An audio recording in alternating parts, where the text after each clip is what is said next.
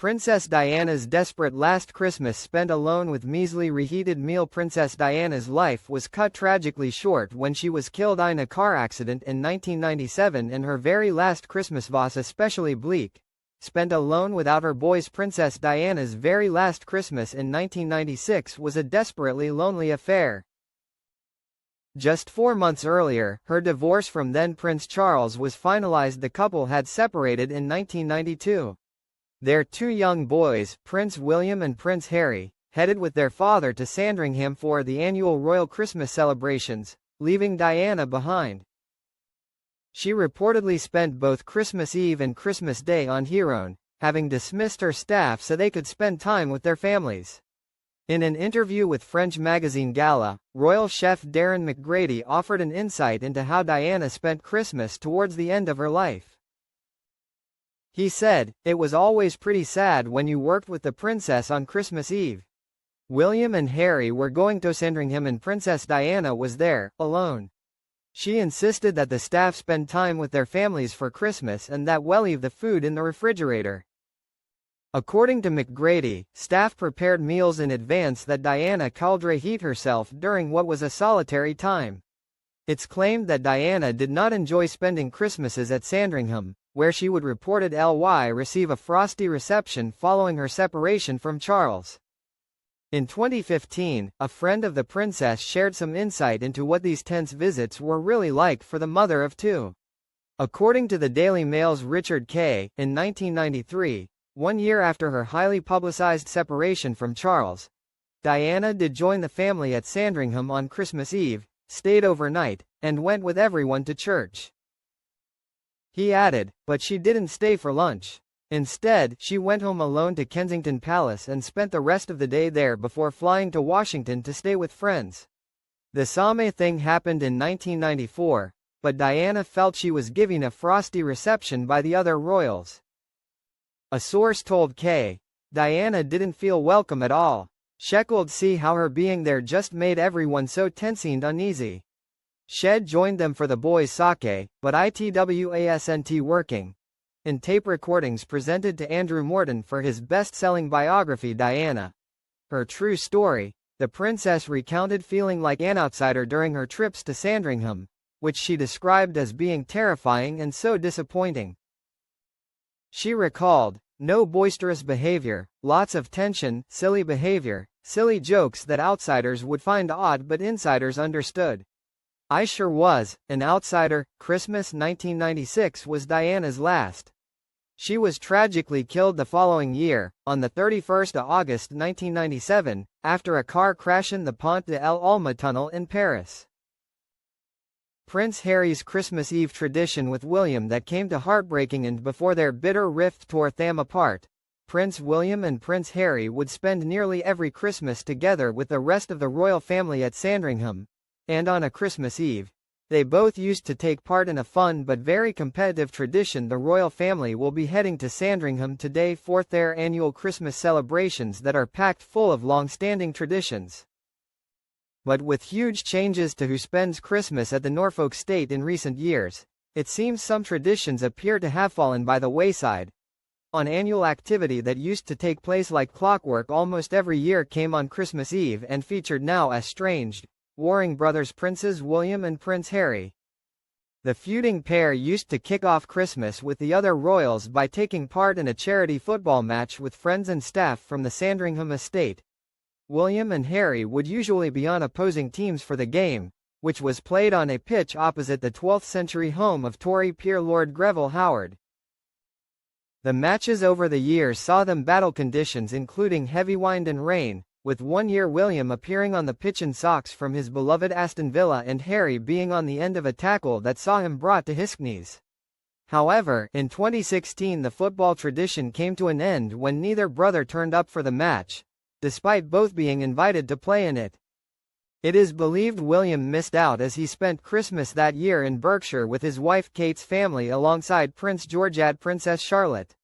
Lord Howard said at the time, "They were not expected. One does not like to ask why, but they have enjoyed playing in previous years." Just hours before the game was due to kick off, it was revealed that their cousin Zara Tindall had suffered a devastating miscarriage. Their Christmas Eve football tradition did not restart in the years afterwards. However, it appears that it did make a return last year, with a new competitor. Last Christmas, Prince George joined Dad William for the annual kickabout as the Princess of Wales, Princess Charlotte, and Prince Louis rallied at the sidelines to cheer them on. According to an insider, William almost scored a goal as George ran around the pitch energetically in what onlookers called healthy father and son bonding time. The source added, "There were other children playing and it was all good fun and lighthearted. It is nice that they have returned to take part in the traditional game as they haven't done so for years. But it was interesting to see that Harry has now been substituted for Prince George." Royal Christmases usually feature a morning trip to St. Mary Magdalene Church, the greeting of well-wishers, and a family lunch with turkey and all the trimmings. Charles has pre-recorded his third Christmas broadcast as monarch, where he will no doubt reflect on the last year. Traditionally, members of the royal family sit down to watch the televised address when it airs after lunch, usually at 3 p.m. on December 25th. Prince Harry and Meghan Markle's solitary Christmas as expert reveals festive snub another year, another Sandringham Christmas missed by Prince Harry, who last celebrated alongside the royal family back in 2018 following his marriage to Meghan Markle. Christmasosh looked very different for Prince Harry in recent years. There was a time when he would have been surrounded by his loved ones at the big royal celebrations at Sandringham. More recently, however, Harry has enjoyed a considerably quieter time at home in California with wife Meghan Markle and their children Archie and Lilibet, many thousands of miles away from his family. Harry has made no secret of his desire to reunite with his father the king, and there were whispers he was hoping for a Sandringham invitation this year. That seems highly unlikely, however, given his poor relations with many members of the firm, including Prince William, and his claims that the UK is too dangerous to visit with his family. While the Duke is no doubt excited to spend Christmas at home with his young family, he may well be feeling a pang of regret for what could have been. Speaking to the Mirror ahead of Christmas last year, royal biographer Ingrid Seward noted some of the events Harry would be missing out included opening presents on Christmas Eve, attending church before a traditional Christmas lunch, and a Boxing Day pheasant shoot. She added, since his marriage to Meghan in 2018, Harry has only had Christmas at Sandringham once in December the same year. Instead, he has embraced the traditions of the happy holidays favor Edby, his adopted country. Noting that the only other family Harry has seen California is his mother-in-law Doria Ragland, who is once again expected to celebrate Christmas with the Sussexes. It's a very different scene from Sandringham. They, Harry and Meghan, will have picked a tree from the rows upon rows of Christmas pines in one of the local stores. Their house will be decorated, and the garden, strung with festive lights. The wealthy residents of Montecito hire interior designers to decorate their houses and trees to perfection, Ingrid continued. It would not look good if Meghan, who publicizes herself as the all-American homemaker, was to hire someone to adorn their house and decorate their tree. She will have done it herself and made the gingerbread house as is traditional in America. Ingrid added, back at Sandringham it will have been the traditional Christmas UK style that Harry knows so well. King Charles would have loved the opportunity to see his grandchildren Archie and Lilibet, but he knew inviting Harry and Meghan would have been awkward for the rest of the family. So, there was no official invitation. Harry and Meghan were invited for Christmas at Althorpe with thrice-married Uncle Charles, now Earl Spencer, but have decided to stay in California. Meghan says it's important for her that Archie and Lilibet can have connective memories of Thanksgiving and Christmas at home and enjoy the traditions like putting out carrots for the reindeer. It follows reports that Meghan might have inadvertently scuppered Harry's hopes of a Sandringham Christmas due to allegations she violated an agreement made with the royal family. When Harry and Meghan stepped down as senior members of the British royal family in January 2020, they became financially independent and agreed not to be working members of the family anymore. They also agreed not to use their Royal Highness titles, and while they retained their Duke and Duchess titles, Buckingham Palace instructed them not to use them publicly for commercial purposes. Meghan, however, has been known to still use her royal cipher, and just recently she raised eyebrows again when it was revealed in a Harper's Bazaar interview that she was introduced as Duchess of Sussex by a house manager, despite there being only 2 people in the room. As British broadcaster and photographer Helena Chard told Fox News Digital, "This is not protocol, let alone royal protocol. It's bizarre and highlights that Meghan attaches enormous importance to her royal status. Meghan will cling to her Duchess of Sussex title because it gives her a sense of importance. The title remains useful for Meghan's business activities, particularly in the United States.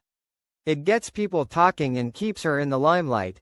British journalist Jane Moore also slammed Meghan for exploiting her royalties for personal benefit, penning in The Sun, "The Sussexes supposedly Mexited from the UK 5 years ago for a life of financial independence, yet they continue to rinse their royal connections for their own commercial gain." King Charles will be sad over Princess Beatrice's Christmas decision. Ex-royal Staffordshire Princess Beatrice has chosen to skip Christmas at Sandringham with the royal family to go skiing abroad with her husband and children instead, breaking an unwritten rule. King Charles is likely to feel sad over Princess Beatrice's decision, which breaches an unwritten rule set by his late mother, according to a former member of the royal household. The festive season typically brings families together, and many have been traveling to spend time with their loved ones. However, one young royal will be journeying away from her family this year. Princess Beatrice, reportedly torn between Christmas invitations from her disgraced parents Andrew Mountbatten Windsor and Sarah Ferguson, and an official invite to join the royals at Sandringham, has opted to sidestep the dilemma by embarking on a skiing trip abroad with her husband and children. This choice is likely to cause some disappointment, suggests King Charles' former butler Grant Harold. In an exclusive chat with Reach plc, Grant shared, "King Charles will definitely be sad that Beatrice will miss the celebrations. He's extremely fond of his niece and I am sure he would have wanted to spend time with her over the holidays after such a difficult time. He's well aware that she's been caught up in the upset of everything that's happened with her father, despite it having nothing to do with her. However, he will support her decision, and will just want her to do what's best for her." In previous years, an invitation to Sandringham was not something one could easily dismiss. However, Grant notes that things have become somewhat more relaxed in recent times. The late Queen liked the family to be all together at Christmas. It was almost an unwritten rule that everyone had to be there. But this shows how it's a very different setup now Charles is king. It's not as rigid as it once was. Grant also believes that Beatrice will undoubtedly find a moment to call home from her mountain retreat. "I am sure she'll have a wonderful time. I am sure they will still send messages or do voice calls on the day. Princess Beatrice is very close to her uncle, so I am sure they will still speak to wish each other a happy Christmas on the big day." Beatrice's father is anticipated to spend his final festive season at Royal Lodge before he and his former wife, Sarah Ferguson, vacateth premises. It is understood that he has not been invited to Sandringham this year, despite his ties with convicted sex trafficker Jeffrey Epstein. The ex-duke and his former spouse had previously been permitted to join the traditional Christmas walk at the Norfolk estate. However, with Prince Harry and Meghan Markle staying put in California, and Prince Andrew in disgraceful seclusion at Windsor's Royal Lodge, the number of royals exchanging their customary humorous gifts on Christmas Day will be significantly fewer.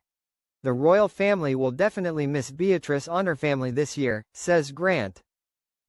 They're a really big part of the family. Beatrice also has a very good sense of humor, so she would have brought a lot to the Christmas lunch table. Kate and William will miss her as well, as they're very close. But I am sure the king and the rest of the family will be happy that Beatrice is doing what she wants and what's right for her family this year. Last year, however, the Yorks tactfully kept their distance owing to revelations about Andrew's connection with a Chinese businessman whom Security Service Shave branded a spy. In October it was revealed that Andrew would lose his prince title whilst arrangements have been put in place for his eviction from Royal Lodge, the 30-room estate he has occupied on the Windsor grounds. He and his former wife must leave the residence by the end of next October. Andrew maintains his innocence regarding any misconduct connected to his association with multi-millionaire sex offender Epstein. King Charles' heartbreaking wish as he spends another Christmas not seeing Archie and Lilibet. King Charles and his son Prince Harry will spend Christmas Day thousands of miles apart, meaning that the monarch will once again not see Archie and Lilibet. Prince Harry and Meghan Markle's decision to quit the royal family in 2020 has had some long-reaching implications. The couple have repeatedly hid out at the firm since leaving for California, shattering not only their relationships with Harry's Lovadones, but also impacting their children's connection to their royal relatives. The distance, both physically and emotionally, has meant that King Charles hardly spent any time with his two youngest grandchildren, Archie, 6, and Lilibet, 4, since they were born. Sadly, he has only seen Archie in person a handful of times and Lilibet just once after she was born. It's a loss Charles felt more keenly following his cancer diagnosis at the start of 2024. Just last week, the monarch shared good news about his health, saying in a personal message that early diagnosis and effective intervention means his treatment can be reduced in the new year. But he will still be saddened not to see two of his grandchildren once again this Christmas time, a source told the Mirror US last December. King Charles has expressed his wishes to see his grandchildren, and there's no better time than the festive period to bring families together. There is no feeling like being a grandparent, and it is a role King Charles relishes. It is his hope for his family to be reunited, and there's no better way than spending quality time with his grandchildren at Christmas. It would be truly special, the source added. There's nothing King Charles wants more than to see his family united, and for his sons to put the past behind them and move forward. These are his twilight years and he wants to enjoy them with his grandchildren, making special memories. Charles didn't always have such a distant relationship with his grandkids, especially Archie, with the king saying he couldn't be more delighted when he was born in May 2019. When he was christened, the king's former Clarence House Instagram account shared a touching photo of Charles proudly gazing at Archie.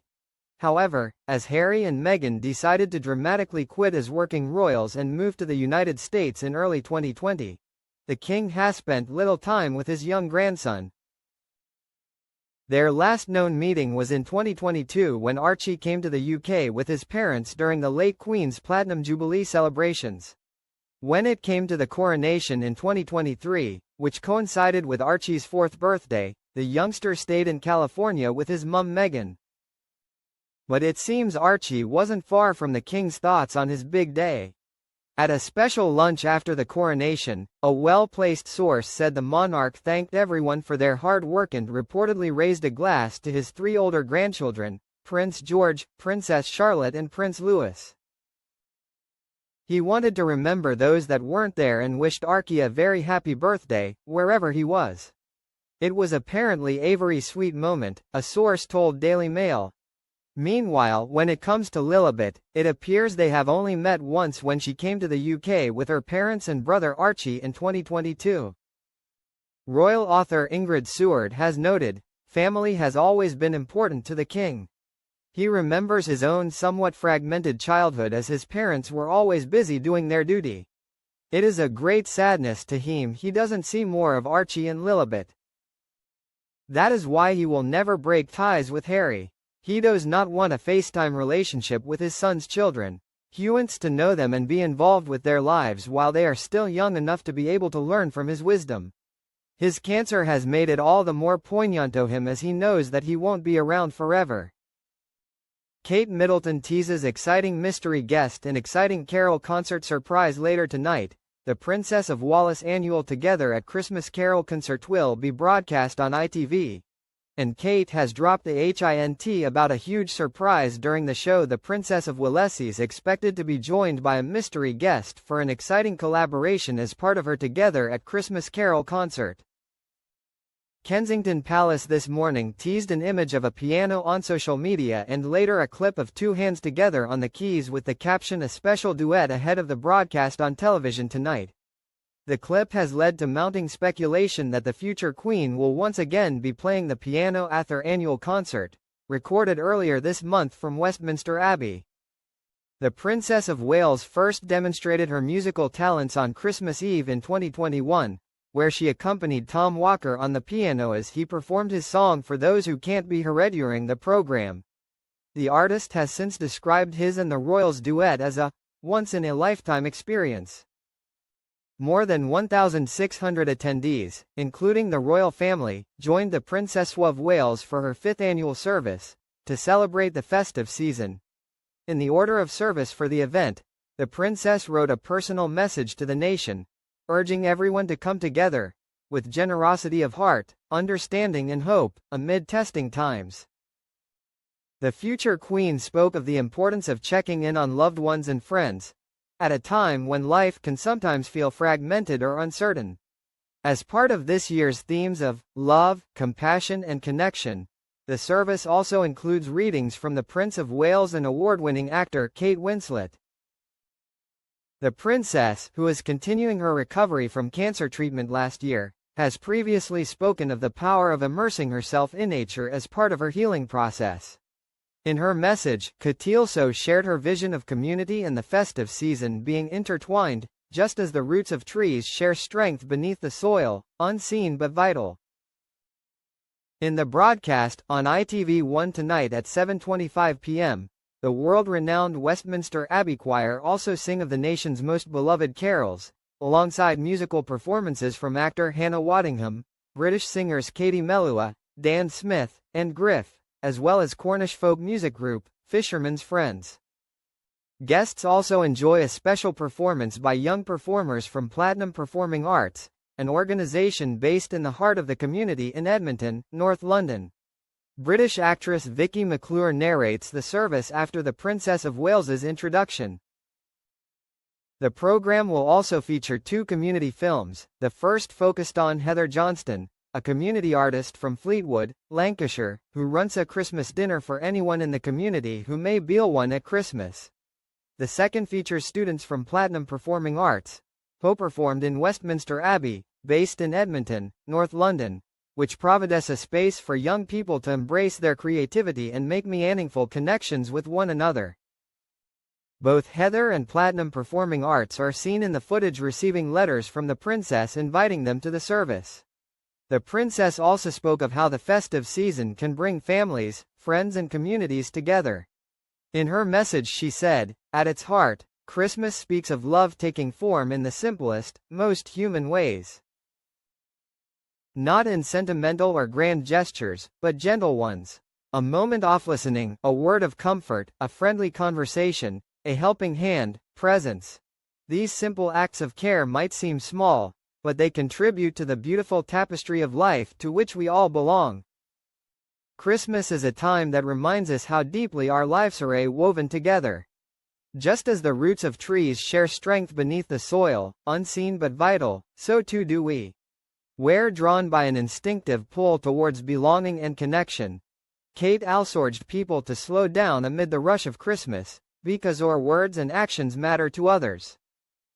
She said, "Even with all the rushing around and familiar traditions, there is a quieter sense of what it calls out in us.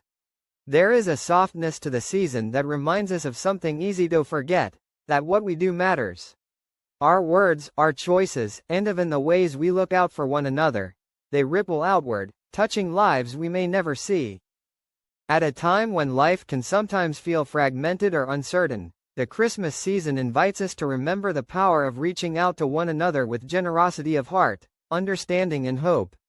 This carol service offers a moment of collective togetherness, a chance to celebrate the spirit of community and service, and to honor the visible and invisible bonds that unite us all.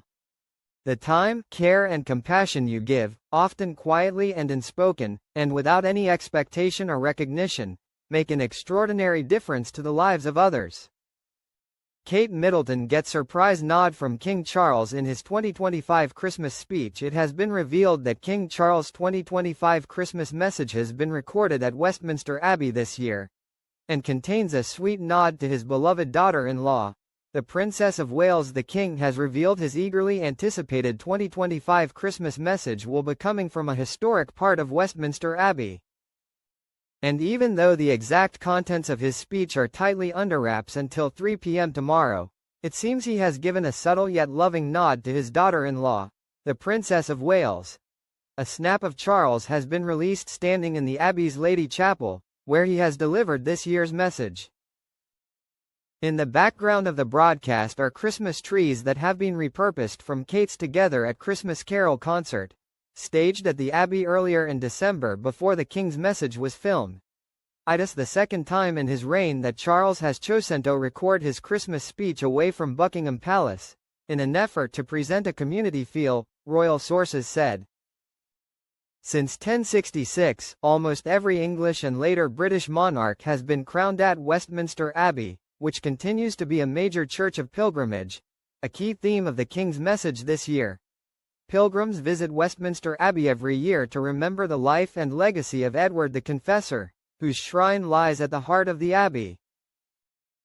It is also the site where the Prince and Princess of Wales were married in 2011. In his address to the nation and the Commonwealth, broadcast at 3 p.m. on Christmas Day, the King is expected to once again reflect on community cohesion as a key theme.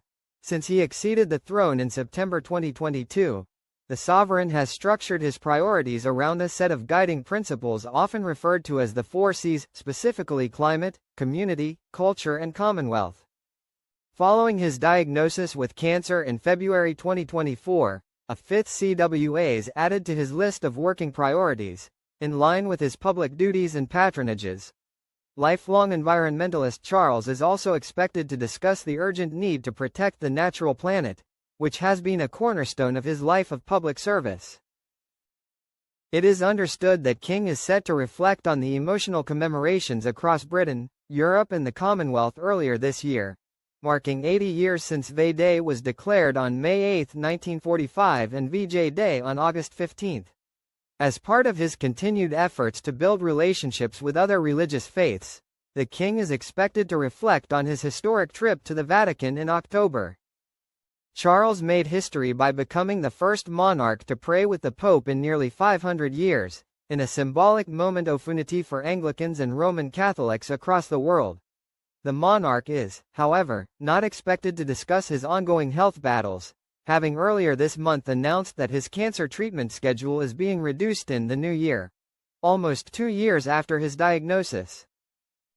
The King, 77, delivered a significant update about his cancer journey as part of the Channel 4 Stand Up to Cancer campaign on December 12, while stressing the importance of cancer screening programs. The King will welcome his closest family to his Sandringham home in Norfolk today, for the start of their festive celebrations. Together with the Queen, he will lead the royal family including the Prince and Princess of Wales and their 3 children, Prince George, Princess Charlotte and Prince Louis, at the St. Mary Magdalene Church on Christmas Day, before retiring to host lunch. The King's disgraced brother, Andrew Mountbatten Windsor and his ex-wife, Sarah Ferguson, whom he still lives with in Windsor, will not be joining the royal family for Christmas this year. The monarch in November stripped his brother of his remaining titles and honors, and Fergie of her Duchess of York title, due to their relationship with the late convicted sex offender Jeffrey Epstein.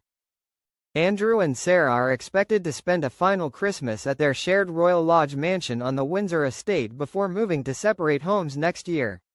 Prince Harry and his wife Meghan will also once again be absent from the royal family Christmas gathering. They are understood to be spending the holidays in California with their 2 children, Archie, 6 and Lilibet, 4.